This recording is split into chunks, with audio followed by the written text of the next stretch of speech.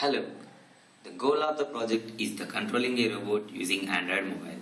The project Controlling a robot using Android mobile via Bluetooth deals with the controlling of robot through the Android application installed in the mobile phone.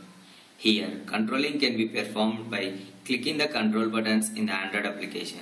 In this work, controlling can be done by sending the instructions from Android mobile Bluetooth to the Bluetooth device attached to the robot while clicking the controlling buttons in Android application.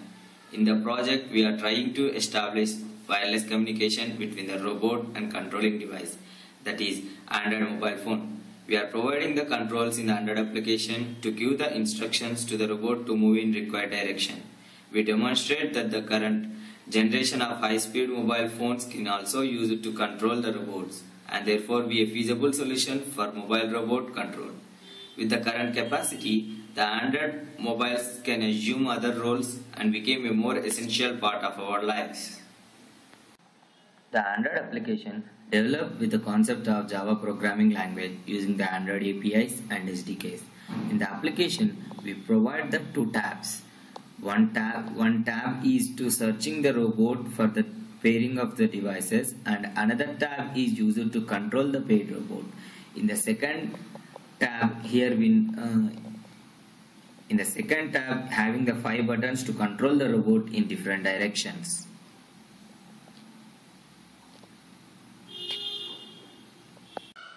Now, let's come to the hardware description.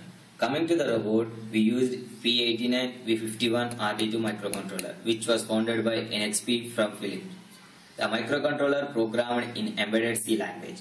We are so using capacitor, resistor, diodes, 4 LEDs, 4 switches, and other electronic devices.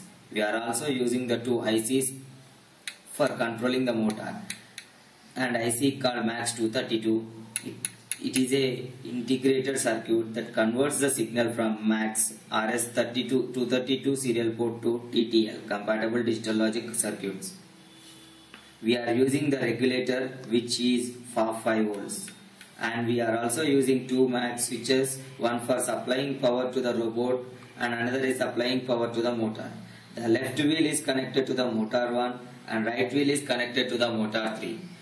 Motors internally connected to the port 2 of the microcontroller. While coming to the Bluetooth device, it's having a chip that contains the unique device ID. The device contains two-way power cable, LED, switch, serial port, and a reset button.